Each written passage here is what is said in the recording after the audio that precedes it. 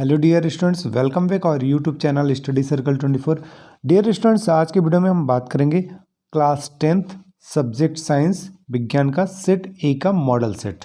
ठीक है, तो आज सेट ए के सारे क्वेश्चंस हम देखेंगे और आपको सारे डिटेल से बताएंगे।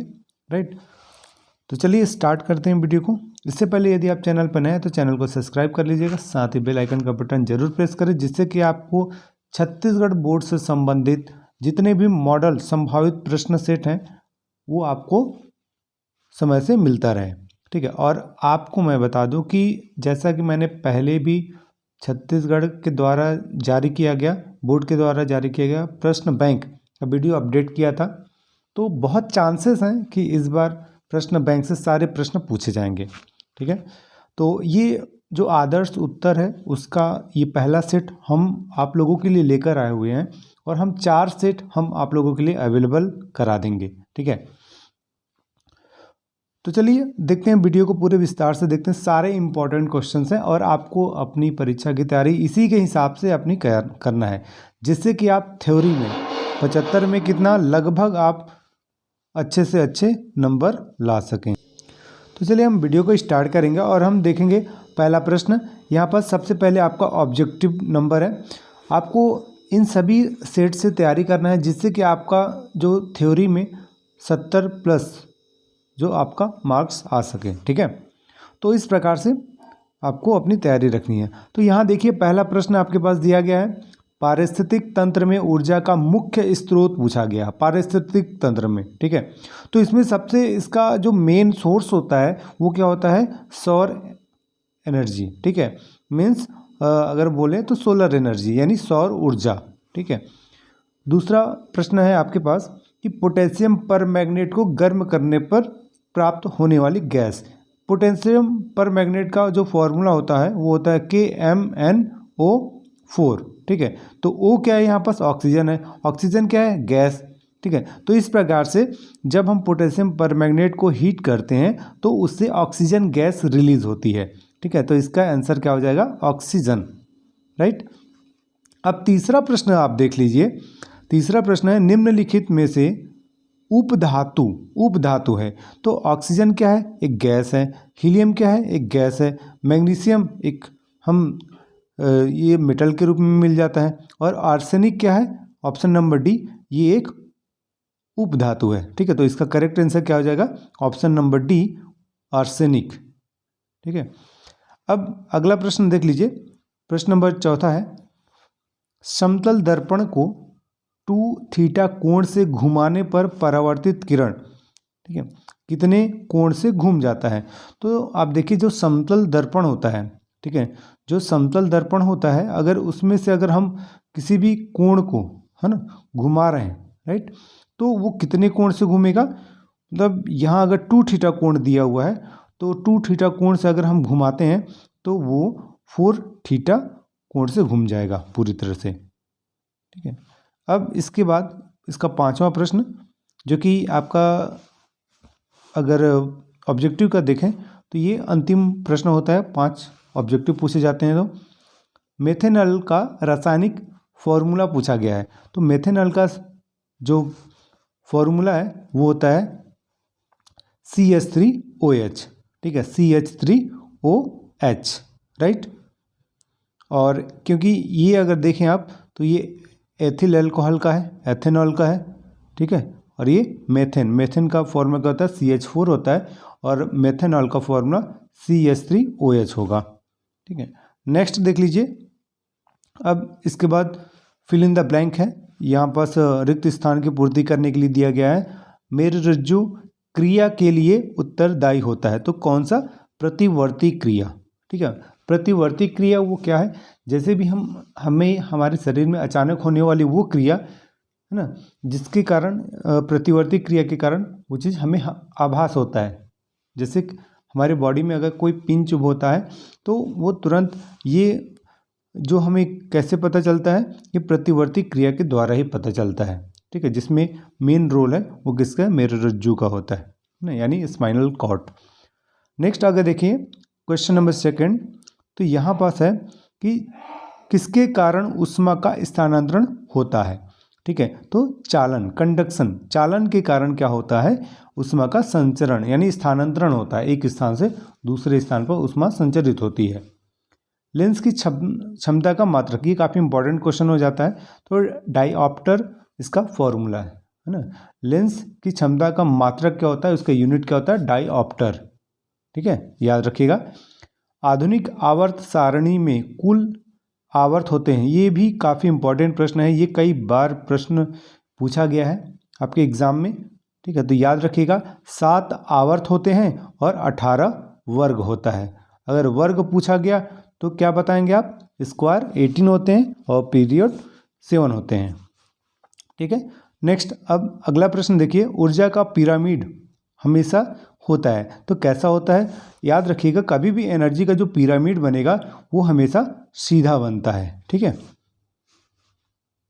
अब नेक्स्ट अब देखिए मैच द सेंटेंस है। ठीक है, पहला है प्रबल क्षार, दूसरा है कार्बन के अपरूपक, और तीसरा है उत्पादक, और फोर्थ नंबर है चुंबकीय बल रेखाएं निर्धारित करती हैं, और पांचवा है धावन सोडा। ठीक है, तो यहाँ से अब इसका फॉर्मूला आप देख लीजिए। तो पहला जो प्रबल क्षार है उसका प्रबल क्षार क्या होता है, सोडियम हाइड्रोक्साइड। सोडियम हाइड्रोक्साइड क्या है, एक प्रबल क्षार के रूप में हम इसका उपयोग करते हैं। दूसरा है कार्बन के अपरूप, तो कार्बन के अपरूप क्या होता है, ग्रेफाइट होता है। ठीक है, फिर तीसरा है उत्पादक, तो हरे पौधे क्या कहलाते हैं, ये प्रोडक्शन मतलब प्रोड्यूसर कहलाते हैं, यानी उत्पादक कहलाते हैं। फिर चौथा नंबर का है चुंबकीय बल रेखाएं यानी मैग्नेटिक फोर्स लाइन, तो मैग्नेटिक फोर्स लाइन क्या करती हैं, चुंबकीय क्षेत्र की दिशा ये रिप्रेजेंट करती हैं, मतलब निर्धारित करती हैं। धावन सोडा, धावन सोडा क्या है, इसका फॉर्मूला मतलब जो ये वॉशिंग सोडा का फॉर्मूला हो जाता है ये कि Na2CO3 10H2O। ठीक है, अगर यहीं पर से अगर आपका बेकिंग सोडा का फॉर्मूला पूछेगा तो आप लिखेंगे Na2HCO3। ठीक है, सोडियम हाइड्रोजन कार्बोनेट होता है, और यहाँ पर धावन सोडा का Na2CO3 10H2O होता है। ठीक है, ओके। नेक्स्ट आगे का प्रश्न देखते हैं, जो कि अब 2 नंबर के प्रश्न पूछे जाएंगे आपसे। तो 2 नंबर का प्रश्न आप देख सकते हैं, पहला प्रश्न दिया गया है आपके पास, भोज्य पदार्थों में पाए जाने वाले किन्हीं 2 अम्लों के नाम लिखिए। ये कई बार प्रश्न पूछा जाता है, ये प्रश्न इंपॉर्टेंट है, तो याद रखिएगा। एसिटिक अम्ल जिसका फॉर्मूला होता है CH3COOH, यानी इसी को हम सिरका भी बोलते हैं, है ना, विनेगर भी बोला जाता है। फिर है टार्टरिक अम्ल, इमली। ठीक है, ये भी आप याद रखिएगा। ये 2 ऐसे अम्ल हैं जो कि भोज्य पदार्थों में पाए जाते हैं। अगला प्रश्न है, गैस से भरा गुब्बारा आग के पास लाने से फूट जाता है, क्यों, है ना, क्यों फूट जाता है ये बताना है। तो इसका उत्तर होगा कि जब गैस से भरे गुब्बारे को आग के पास हम लाते हैं तो वह गर्म हो जाता है ना, वो हीट हो जाता है, और जिसके कारण उसके भीतर की जो वायु है, एयर है, वो धीरे धीरे एक्सपेंड होने लगती है, फैलने लगती है, और वह फट जाता है। अगला प्रश्न देखिए, जैव उत्प्रेरक यानी एंजाइम, है ना, एंजाइम किसे कहते हैं। एंजाइम का हमारे जो हम भोजन करते हैं उसे उसके पाचन क्रिया के लिए बहुत उत्तरदायी रोल होता है, उसका मतलब अहम भूमिका होती है। तो देखिए किसे कहते हैं, ये देख लीजिए। उत्प्रेरक एक ऐसे पदार्थ होते हैं जो रासायनिक अभिक्रिया में स्वयं भाग नहीं लेते हैं, किंतु अभिक्रिया की दर को परिवर्तित कर देते हैं। ठीक है, और जैविक प्रक्रियाओं को प्रभावित करने वाले उत्प्रेरकों को जैव उत्प्रेरक एंजाइम या प्रकीर्णन कहते हैं। ठीक है, ये इसका आंसर हो गया। नेक्स्ट अगला प्रश्न देख लिए, प्लेसेंटा किसे कहते हैं और इसके 2 कार्य बताना है। यह भी आपके प्रश्न बैंक का आप देख रहे हैं। इससे पहले मैंने प्रश्न बैंक के सारे क्वेश्चंस चैप्टर वाइज, है ना, सारे विषय के हमने अपडेट कर रखा है। अगर आप चाहें तो उससे भी आप अपनी तैयारी कर सकते हैं। ठीक है, लेकिन वहाँ प्रश्नों का संग्रह है, आपको आंसर आपको इसमें ही मिलेगा। तो अब देखिए इसका आंसर क्या होगा कि प्लेसेंटा वह अंग है जिसके द्वारा गर्भाशय में स्थित भ्रूण के शरीर में माता के रक्त को पोषण पहुंचाता रहता है, और जिससे भ्रूण की वृद्धि होती है। ठीक है, तो इस प्रकार से इसके 2 कार्य बताना है। तो प्लेसेंटा के कार्य, पहला ये होगा कि प्लेसेंटा के द्वारा भोजन, पानी, गैसें इत्यादि माँ से बच्चे तक पहुँचता है। दूसरा, माँ का रक्त प्लेसेंटा से होते हुए बच्चे के परिसंचरण तंत्र से होकर गुजरता है। अगला प्रश्न देखिए, जैविक घटक किसे कहते हैं? ठीक है, तो जैविक घटक किसे कहेंगे? वे घटक जिनमें पेड़ पौधे एवं जंतुओं को रखा गया है वही जैविक घटक कहलाते हैं। अगला प्रश्न है आपके लिए कि जीवों के विकास में चयन और अनुकूलन की क्या भूमिका होती है? जो जीव हैं उनका जो डेवलपमेंट होता है उसमें चयन और अनुकूलन की भूमिका पूछा गया है इसमें। तो इसका आंसर है कि जीवों के विकास में जो प्राकृतिक चयन एवं अनुकूलन की महत्वपूर्ण भूमिका होती है, क्योंकि विकास के लिए प्राकृतिक चयन उसी जीवों का होता है जो अपने में से सभी जीने वाले अनुकूलित लक्षणों को रखता है। ठीक है, उसी जीव को विकास के लिए प्राणी तथा वनस्पति जगत में चयन किया जाता है और बाकी को उसके विभाग से अलग रखा जाता है। ठीक है, यानी उसके कुल से अलग रखा जाता है। डियर स्टूडेंट्स, ये सारे के सारे आपको इम्पॉर्टेंट प्रश्न ही बताए जा रहे हैं जो कि आपके आदर्श उत्तर में दिए गए हैं। सारी चीज़ों को समझाया जा रहा है। अगर कोई भी क्वेश्चंस आपको नहीं समझ में आता है तो आप वीडियो के कमेंट सेक्शन में जाके आप कमेंट कीजिएगा।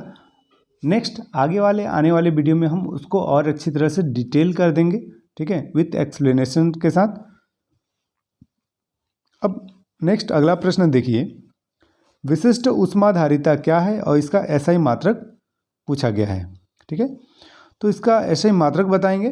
तो इसका एसआई मात्रक देख सकते हैं। सबसे पहले यहाँ पर इसका जो प्रश्न का आंसर है कि ऊष्मा की वह मात्रा जो वस्तु के संपूर्ण द्रव्यमान का ताप 1 डिग्री सेंटीग्रेड बढ़ाने के लिए आवश्यक होता है उसे ऊष्माधारिता या विशिष्ट ऊष्माधारिता कहते हैं। यदि वस्तु का द्रव्यमान m है तथा विशिष्ट ऊष्मा s है तो ऊष्माधारिता बराबर द्रव्यमान गुणे विशिष्ट ऊष्मा यानी m इंटू एस हो जाएगा। और इसकी इकाई पूछा गया है तो इकाई होता है जूल पर डिग्री सेंटीग्रेड होती है। अगला प्रश्न है अपवर्तन के नियम। तो अपवर्तन के नियम ये काफ़ी इंपॉर्टेंट प्रश्न है। ये भी कई बार पूछा गया है और ये पूछा जाता है यह प्रश्न। ठीक है, अपवर्तन का नियम किसी एक वर्णी या फिर एक वर्णीय प्रकाश किरण के लिए आपतन कोण की जया, ठीक है, आपतन कोण की जया और अपवर्तन कोण की जया यानी साइन आई और साइन आर, ठीक है, एक निश्चित अनुपात में होते हैं तो उसे हम क्या बोलते हैं? ये अपवर्तन का नियम है। अपवर्तन का नियम कि म्यू बराबर साइन आई बटे साइन आर। आई क्या है यहाँ पास? आपतन कोण है। आई क्या है? आपतन कोण। ठीक है, और अगर बात करें साइन आर का तो साइन आर क्या है? अपवर्तन कोण है।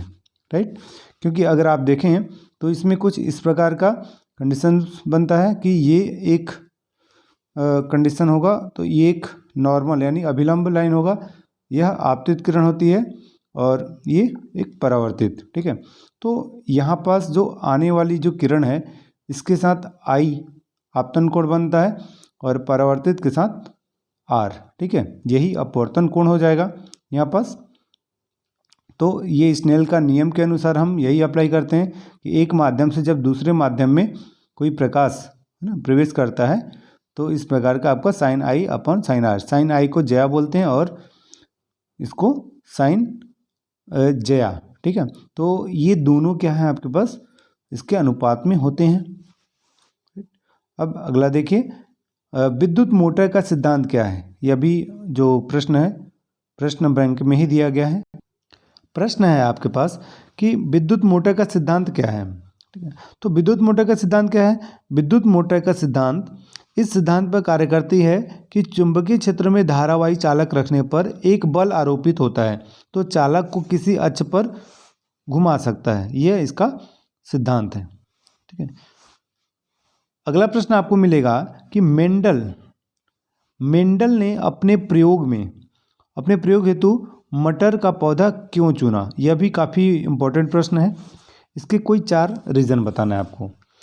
तो देखिए, मटर का पौधा 1 वर्षीय है, उसका जीवन चक्र छोटा होने के कारण अनेक पीढ़ियों का अध्ययन सरलता से किया जा सकता है। इनमें पर परागण करवाया जा सकता है जिससे संकरण होता है। सामान्यतः मटर में स्वपरागण एवं निषेचन होता है जिससे पीढ़ी दर पीढ़ी इसके लक्षण शुद्ध बने रहते हैं। मटर में काफ़ी स्पष्ट विपरीत लक्षण होते हैं। मटर का पौधा द्विलिंगी होता है। यदि इसमें पुमंग को हटा दिया जाए तो वह एक लिंगी के समान व्यवहार करता है। ठीक है, यह इसका प्रश्न है। डियर स्टूडेंट, हम आपको ये आज के जो वीडियो में हम सेट ए बता रहे हैं। ठीक है, आने वाले समय में आपको बी, सी और डी ये चारों सेट ये आपको अवेलेबल करा देंगे। ठीक है, यानी एक सेट में लगभग आपके 18 प्रश्न हैं। ठीक है, तो इस प्रकार से लगभग आपको 72 से लेकर यानी 80 क्वेश्चंस आप रेडी कर रहे हैं। ठीक है, तो जिससे कि सारे के सारे इंपॉर्टेंट क्वेश्चन, तो वो आप लोगों के लिए काफ़ी बेनिफिशियल होगा आने वाले एग्ज़ाम में। तो चलिए, इसके बाद आप यहाँ से देख सकते हैं सारे प्रश्नों को, और इसके बाद अगर कोई आपको किसी प्रश्न में डाउट रहता है तो आप वीडियो के कमेंट सेक्शन में कमेंट करके आप हमसे ज़रूर पूछिएगा, और इस वीडियो को लाइक और शेयर ज़रूर कीजिएगा जिससे कि ज़्यादा से ज़्यादा ये स्टूडेंट तक ये वीडियो पहुँचे और सभी परीक्षा की तैयारी कर सके अच्छे से, और सभी का हम चाहते हैं कि 90+ मार्क्स आए। ठीक है, जितना ज़्यादा अच्छे से आप तैयारी करेंगे उतना ही अच्छा आपका मार्क्स आएगा। तो आगे के प्रश्नों को आप यहाँ से स्क्रीनशॉट ले लीजिए, या फिर हम बहुत ही जल्द हम टेलीग्राम चैनल पर इसका PDF भी हम भेज देंगे, तो वहाँ से आप इसका आसानी से PDF भी प्राप्त कर सकते हैं। चलिए, ये सब फिर आप देख सकते हैं इधर कि जो प्रश्न मिलेंगे ये 5 नंबर वाले प्रश्न हैं।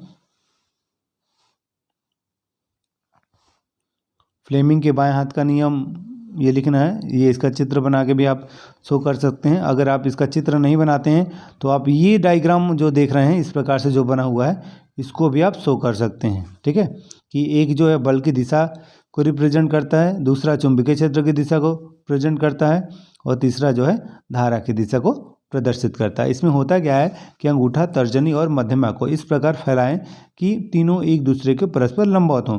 तो यही क्या होता है, इसके फ्लेमिंग के बाएं हाथ का नियम होता है। तो इसको आप इस डायरेक्शन से आप दिखा सकते हैं। परावर्तन के नियम लिखना है तथा इसका नामांकित चित्र बनाना है, जैसा कि मैंने इससे पहले बताया है उसी के हिसाब से आपको बताना है। आप देख सकते हैं। ठीक है, आपतन कोण और परावर्तन कोण बनता है यहाँ पास। आपतन कोण और अपवर्तन जो परावर्तन कोण है ये दोनों आपस में बराबर होते हैं। आपतित किरण, परावर्तित किरण और ये अभिलंब तीनों एक ही तल में होते हैं। ये एक ही तल है, ये तीनों एक ही तल में स्थित होते हैं। ठीक है, जो कि ये दर्पण होता है, इसे मैंने आपको पहले ही बता रखा है। तो इस प्रकार से इन प्रश्नों को आप कंप्लीट करेंगे। ठीक है, फिर यह भी प्रश्न इंपॉर्टेंट है कि क्रांतिक कोण से आप क्या समझते हैं। ठीक है, सघन माध्यम में आपतन कोण का वह मान जिसके लिए विरल माध्यम में अपवर्तन कोण 90 डिग्री के बराबर हो क्रांतिक कोण कहलाता है। इसे IC से प्रेजेंट किया जाता है। फिर ये आप देख सकते हैं लास्ट प्रश्न है, हाइड्रोजन बनाने की प्रयोगशाला विधि। यह काफ़ी इंपॉर्टेंट प्रश्न है। ठीक है, इसे आप बहुत अच्छे से करिएगा। इसमें डायग्राम भी आपको बनाना होगा। ठीक है, ये काफ़ी इंपॉर्टेंट प्रश्न है। फिर इसी में अथवा प्रश्न दिया हुआ है एक। ठीक है, नाइट्रोजन गैस बनाने की प्रयोगशाला विधि।